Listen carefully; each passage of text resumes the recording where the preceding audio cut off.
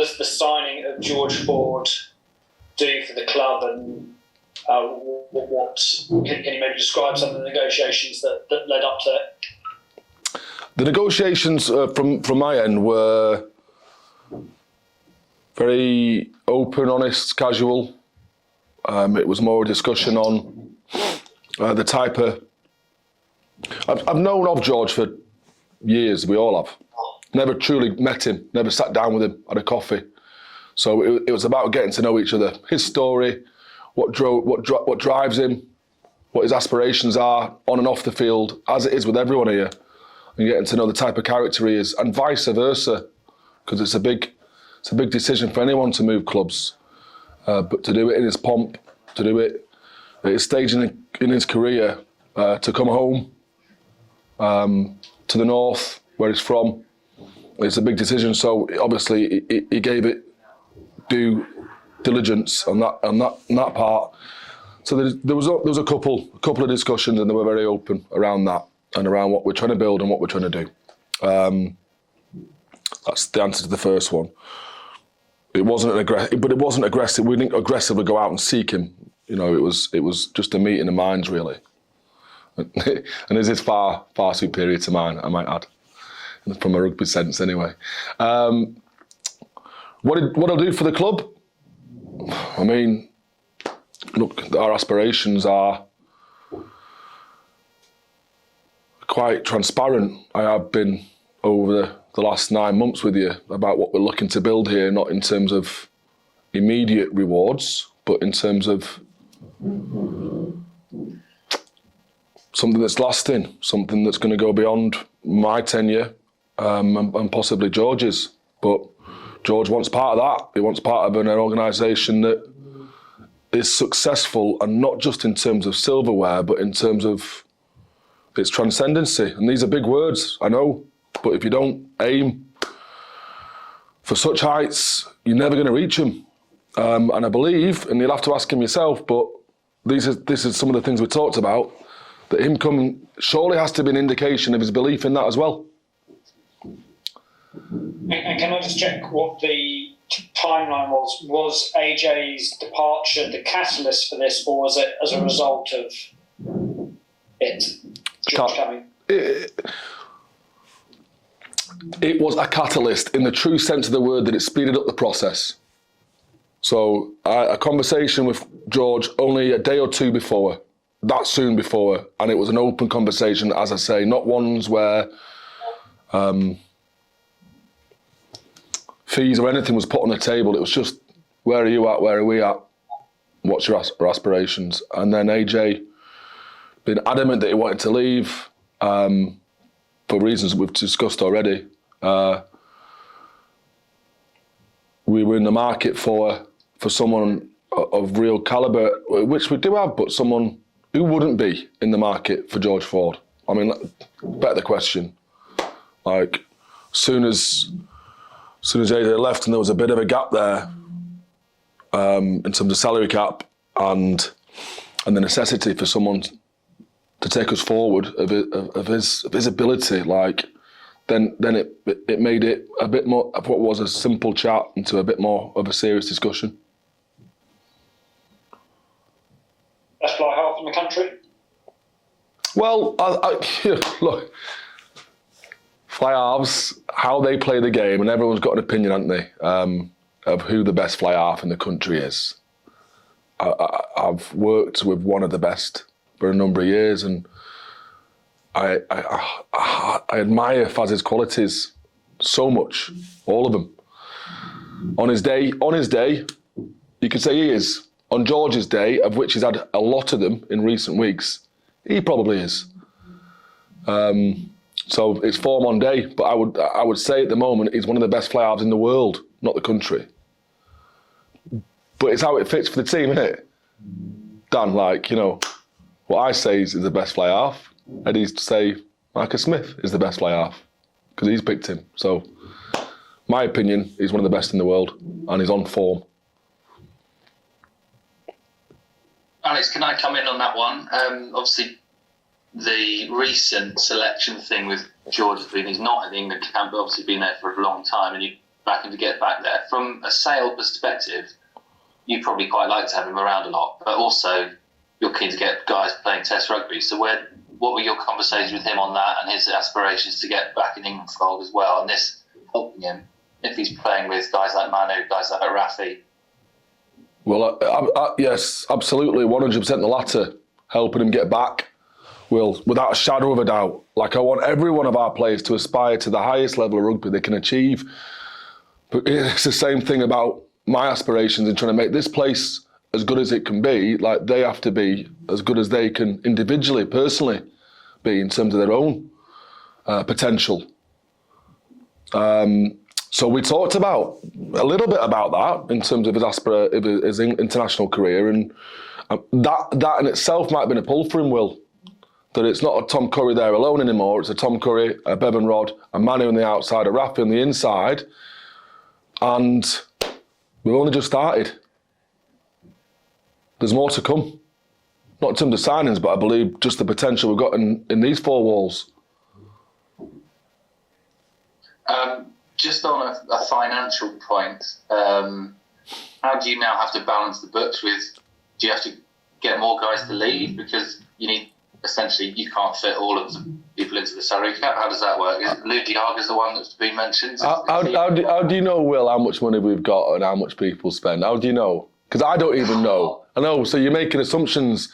That's true, but I guess people from the outside will look at it and say, okay, there's going to have to be a jigsaw that fits together here, so what changes? And you can tell us what might. Well, that's the case in every club as well, you know, Will. With the salary caps coming down, the 25% reduction, not in effect next year, every club is facing this challenge moving forward. And as I said last week, look, I just want the best players moving forward, the most ambitious players, the people who want to be on board, right? That's who I want, and I'll keep driving for them. And I've got other people, smarter people, namely Simon Orange, who's giving his hard-earned money, investing his hard-earned money, who holds a calculator, who understands the salary cap, which is now unbelievably tight and governed in that way. So he'll tell me how much I've got. This signing with George Ford does have a ripple effect. He signed half an hour ago. So for me to tell you what that is right now without sitting with the stakeholders and the intelligent people would be foolish of me in the extreme. But in the next 3 or 4 weeks, it'll become obvious.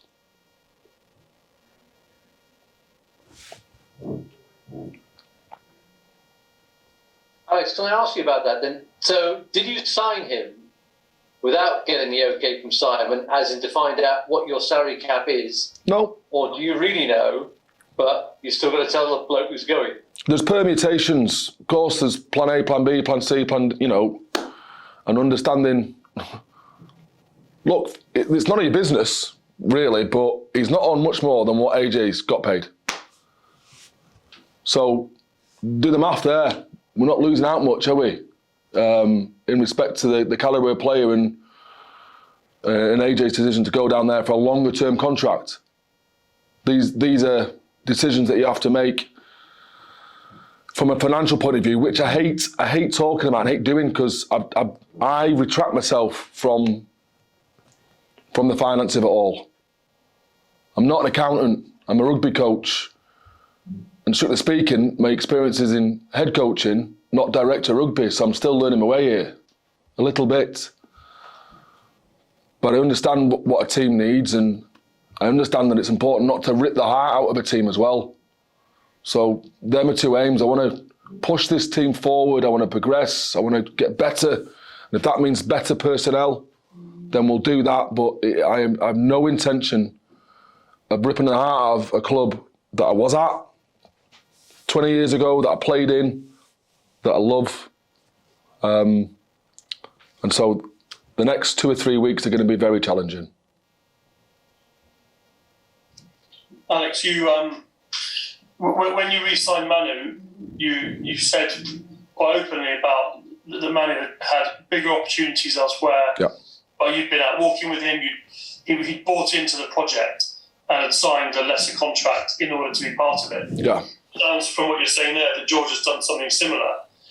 do you take pride, personal pride in what you're building, and you can persuade two world-class players to sign for your club on less than they could get somewhere else? Or what is it that you're selling them sort of specifically to get them to buy into that? This isn't a measure of my pride, Al. It's not a measure of me, this. This is a measure of them. It is entirely their choice to what they want to do and how they align their priorities in life as well as rugby. All I can do is put my best case foot forward. Can I put my best foot forward? And they can make the decision. So, if anything, I'm proud of the men that we've got. The respect, the increased respect I have for them for making the right choice, which is not all this first. And if it is all that first, you're probably at the wrong place for me. Because obviously you have to be competitive, and we are competitive with regards to that. But I feel moving forward, we offer more in terms of their holistic needs as well as their ambitions for it to be a more attractive offer than just a paycheck. And I've said that before, and I'll say it again, but that's not on me. It's on the men they are. And this may be an obvious question, and you've touched on the players that we with, but how excited should Sale fans be that for next season they could have a 9, 10, 12 of Rafi Quirk, George Ford, Manu Tuilagi, who could also be a 9, 10, 12 for an England team in the World Cup? Yeah, extremely excited. Really excited. Buzzing. Jumping out the boots excited. Of course there should be. I'm excited. And how important is that for you as a club, driving fans? I mean, I don't know whether it was a pointed comment or not in Leicester's statement, but they talk about George will give his all for Leicester in front of big crowds till the end of the season. Yeah, I believe it will, yeah. It felt like a pointed comment. How big a deal is it for Sale to almost respond to that by putting these players out there and filling the AGA Cup? Well, I was just about to bring it back to that, like just that it is exciting and it's there and it's sparkly and the future's bright. But there's a massive job to do right now, and at the moment I'm more excited about having all those internationals back on Monday morning, and we'll get them back for Monday to prep for Saracens under the same roof for the first time this season, to the end of the season, or at least to the Six Nations. I'm more excited about that right now because it means we can start kicking on and performing somewhere near where we did end of last season. Not that we haven't been trying to, but you know, personnel does have an influence, and that's why we managed to sign George Ford. Thank you. Cheers, Al.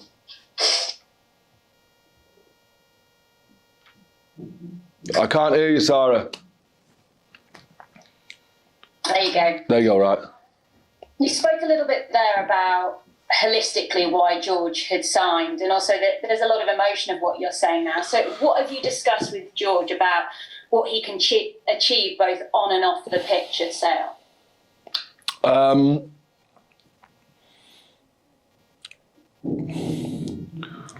I just got to be careful here, Sarah, like, because I don't lie, and I don't want to lie, but I don't know how much of what George told me is sensitive to, you know, to the public. So I'm going to just censor what he said, I guess. It's no secret that we're looking to spend more time, put more resources into the mental side of the game. And as a more senior player, George is fully aware now of how the importance of that, the staying in the moment, staying present, the close skill of kicking, which he already employs a mental coach for.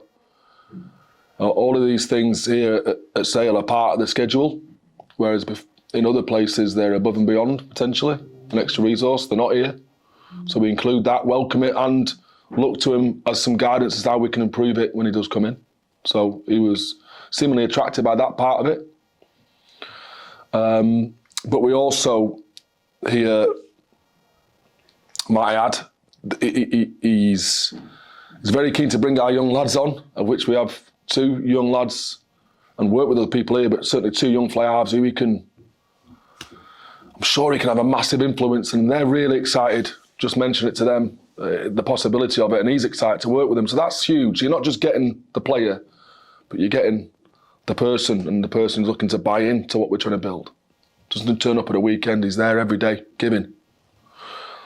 So that's as big as the signing in terms of his ability. And then we actively promote, not invest, because that's now a benefit in kind. You're not allowed to invest in players' extracurricular endeavours, shall we say. But we actively encourage them and put them in the right channels to where they can succeed in that. And George has got a coffee shop in Saddleworth, next door to his girlfriend's Italian, of which they're kind of renovating and stuff, and we're going to help them with that. Because it's important. It's important that people, I feel, are industrious off the field, that transfers on the field. It's important that you've got something going on, because if you have a bad day, then it's not a Chicken Little syndrome where the sky's falling in. You can just go back to something else which you're succeeding at, and it just brings you back round a bit quicker. So they were the kind of conversations we had. And I appreciate you said he only signed half an hour ago. Yeah. Have you had any reaction at all has your phone blown up? Have you walked past anyone in a corridor? What's the reaction been? 8 people turning up for a press interview at 1 o'clock is a sure sign of the reaction that's now occurring. We didn't have anyone last week, Sam, did we? We didn't have one person last week, so hence why I'm very surprised to see how excited you are about the Premiership Cup match this weekend. You haven't heard anything from any players or anything? They didn't have a whiff of it? They've been asking you questions all week? Alex texted me last night, didn't you, Al? What time was it, mate? What time was it? I was in the cinema as it happens, about 8 o'clock. Yeah, it was about 8:30. And if I text you back then, Al, it wasn't confirmed, but my missus said, just don't text him anything, Al, because what good's it going to do me at that point in time? So I can only imagine that the phone will be off the up for some very excited people, and people who care about me, who know how much I want to take the club forward. People like my brother and that they'll be in support of me, but it's not about me. It's about this place. And it just, again, I'm just chuffed that it's an outward manifestation of what we're doing, what we're trying to build. Cheers, Sarah. Alex, can I ask you another one on you've touched on it a couple of times, but a slightly wider point about rugby in the north of England? Yes. You guys have got a few in the England squad now, and you have done consistently for a few years, but Newcastle as well have got guys like Trevor Davison, Jamie Blamire, Callum Chick, Radwan. Are you heartened by that and the kind of impact it might have, and signings like Manu and George Ford bringing rugby back to the north, that whether it was ever gone, there's always been a perception that it might have been ignored in the past, or I don't know, particularly from England, and it maybe there are a few, and you don't need to necessarily comment on that, but do you know what I mean? I do. When you joined yourself, you were sort of proud to come back to your roots and, I don't know, pick up the Northern rugby mantle, I guess. Yeah, all of that, all of the above, yeah. Really, really. It's such a, I'm really proud of the fact. I've got to check myself all the time, Will, because the magnitude and the scope of the influence you could have in the North takes you away from the job of me being able to do that, which is my day-to-day job of getting and performing. But it's nice every now and again, to step back and say, right, well, yeah, this is something bigger than just a Saturday to Saturday performance thing is occurring here, or could occur. And if you think about it too much, it's overwhelming. It's just, but it's like people's purposes change, don't they? You grow older.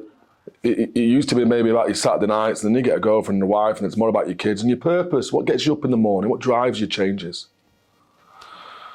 And speak to George, but some part of that might be his decision making. Some part of that might. For me, to have been brought up here and played here in the North, played for Lancashire, captain Lancashire, played for the North when they had the North, to be that proud for it matters to that much, to come back and then have an influence on it again, when to some degree it's been lost, has it been for a forever driver, a forever purpose. And now to be able to do it, I feel incredibly lucky to have the opportunity, to have any influence. And I'm sure I'm not alone.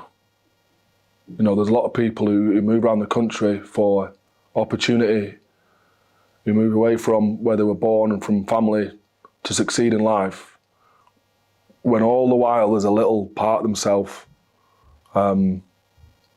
still back where they were born, whether it just been the mannerisms and the interactions with people, whether it be an accent or the familiarity of the geography.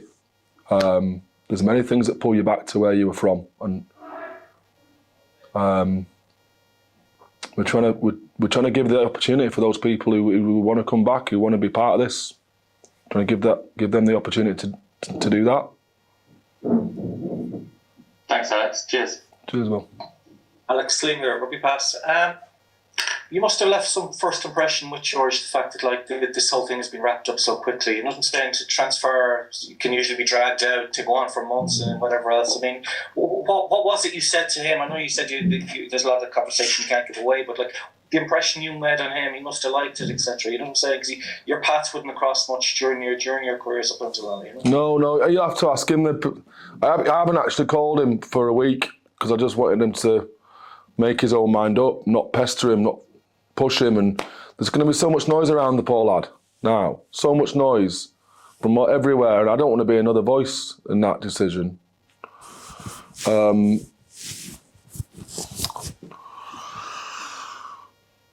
The rapidity of how it's happened is a little bit of a shock to me as well, Liam.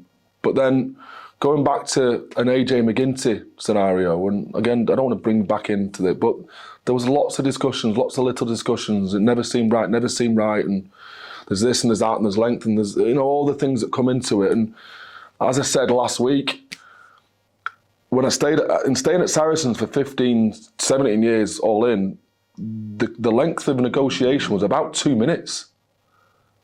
Right, Ali, you happy? Yeah. Do you want a new contract? Yeah. Done. It should be that easy. If you want to be at a place, it really should be that easy. Once you've got all the facts in front of you. So it was just a case of giving them the facts. And how long can you deliberate over something for? You can overthink things. You're taking all the advice from the people you respect, and then you've still got to go where you go. But yeah, so it's.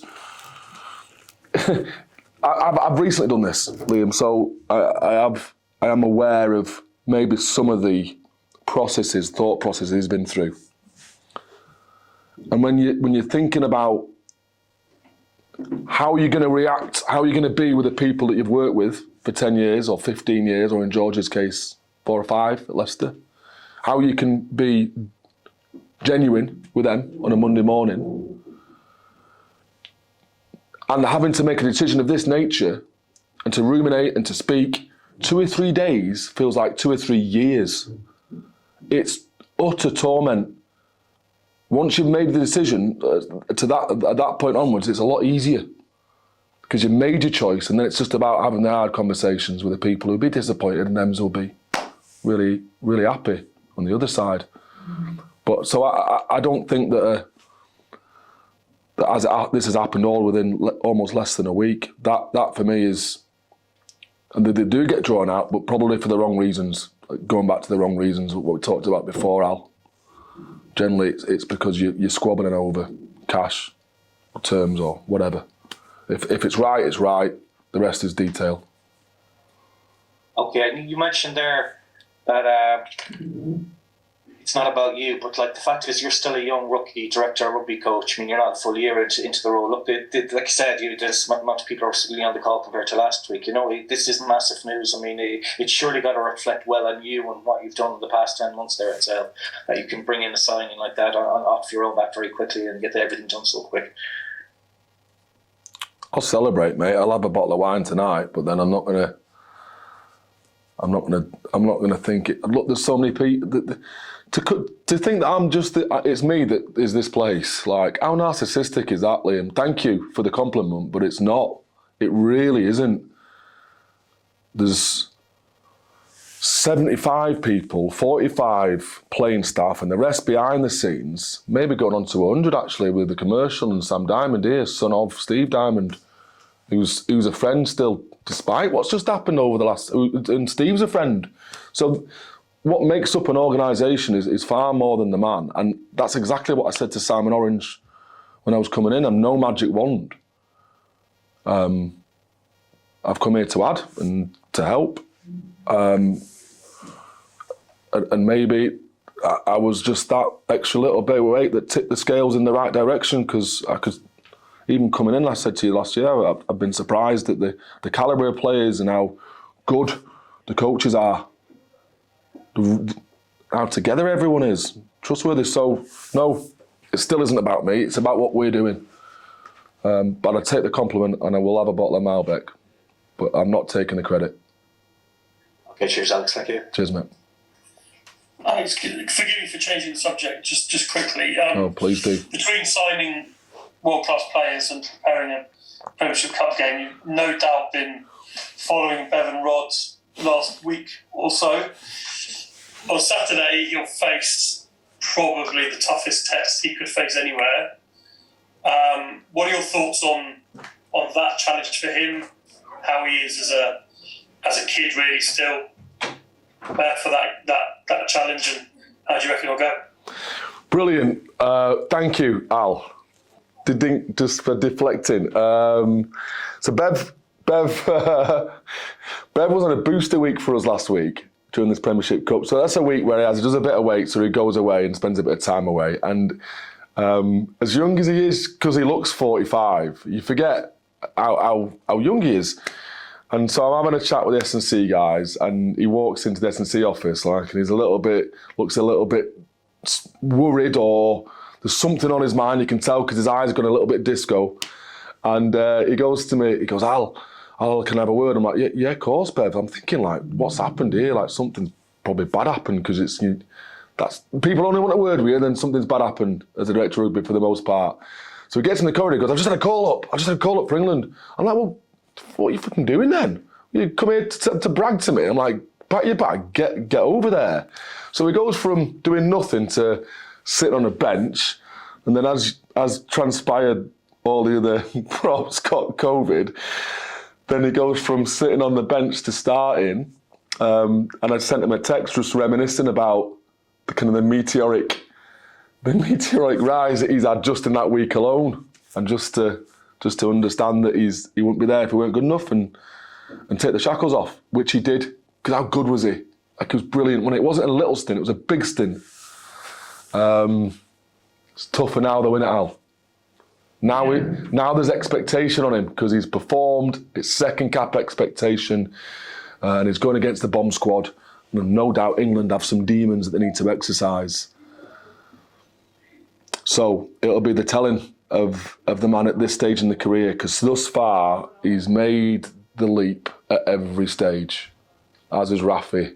Is he ready? Is he mature enough as a player? Well, you'll only know until they get tested, weighed and measured.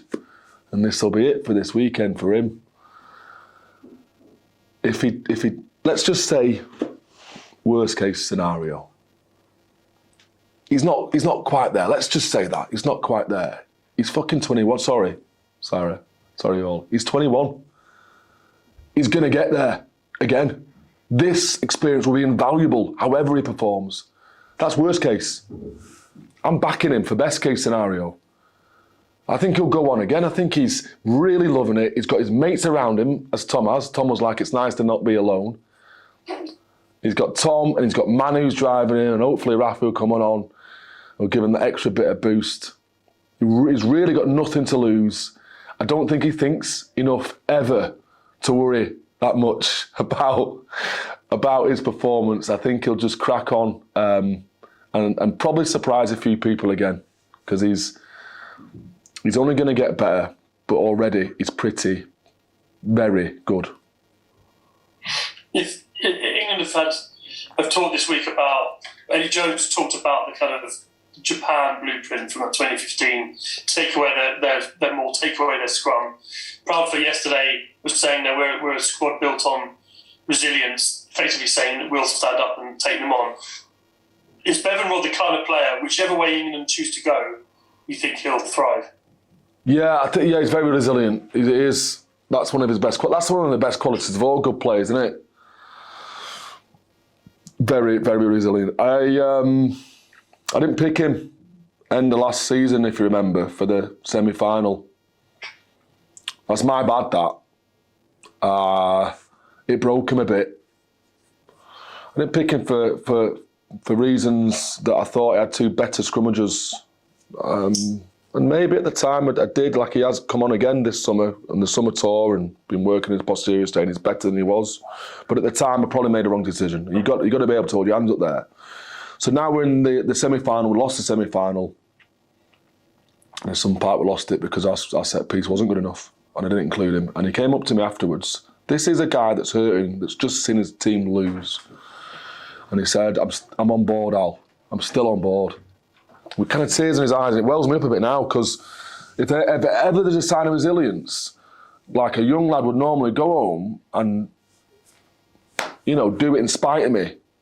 And yet he turned himself around in the space of half an hour post the game and said, no, I'm with you. So there's an example, I guess, of the kind of bloke he is. Thank you very much. Cheers up.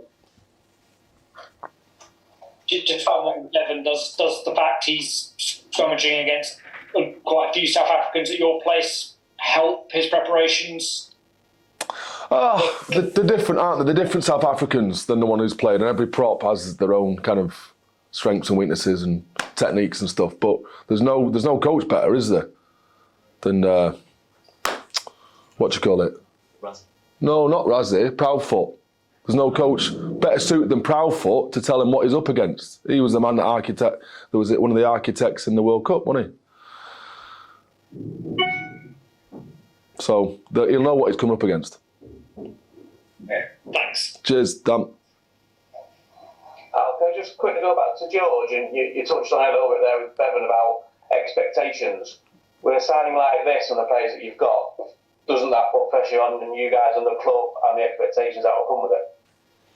The new guys in the club or the guys who are already there? Whose expectations are you questioning? I'm talking about just the expectations, not just the fans, but maybe the rugby world of the players that you're now gathering together.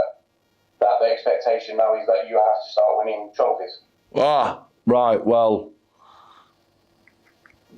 this comes back to this point of motivation, doesn't it?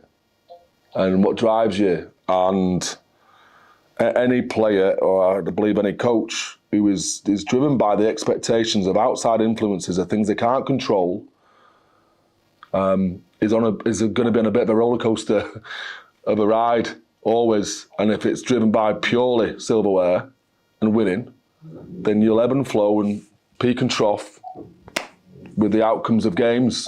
Like, you're going to have a very short career or a short life for the stress of it if you use expectation as either the carrot or the stick to give you motivation. So whether that might be there and should be there, but there's nobody that's got a bigger expectation or more ambitious expectations for this club than me. They're my expectations. So I don't really take anyone else's into account, to be honest. The initial conversation with George, was that initiated by Sale or was that initiated by George? Who approached who first? I was instructed through his agent that he might be interested in coming home. Might I add, this is the third negotiation in 5 years that Sale have had with George. So there's been occurring, not a negotiation, third conversation about the possibility of him coming home. And for other reasons, unbeknown to me, which only he can tell you, it just so happened that this was the right time. And sometimes, most of the time, it is about timing, Chris. It's not just about the opportunity. It's like, is it right? You know, and obviously is. And you touched on it slightly, but from your conversations with him, how much of the pull of coming home was a big influence on his decision, do you think? I think it was big. I believe it was big. You got to ask him. You got to ask him for his own motivations. But it was mentioned. I talked about my own decision making, and as it was a big factor for me as well. And also what it gives me. Like, I couldn't be more outpouring, and could I babble on at more length about how good it is to be back. But what it gives you as a motivator, you know, this is it. Like, to be your best all the time for what you're involved in. So yeah, we did talk about that, but you'll have to ask him. Great, thanks for that. Alex, I just jump in there. You said third time lucky for getting hold of George. Do you have any understanding why it was third time lucky? I didn't say third time lucky. I'm saying it's third time lucky. You spoke to you twice before. You got him the third time. Yeah, well, you can quote yourself on third time lucky. Oh, thank you. Maybe third time's a charm's a better one. What do you think it was? It was this time. Was it just timing? Well, I did mention timing, and I mentioned the place where the club's at, and all these could be factors. I don't want to make assumptions about what his true decisions making ability was, but these are things we spoke about: where the club's at, the ambitions of the club, culturally what we're trying to build, and what you're going to be a part of in terms of the fabric of the North. We spoke about these things. Which one of those had a greater influence?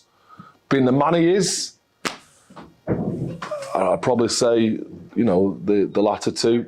How could you argue with Leicester doing as well as they are that it was purely about the rugby? If it was purely about the rugby, it'd probably stay where it is. Leicester are doing really well. Steve Borst's doing a great job there. They're building as well. They're on a journey. So,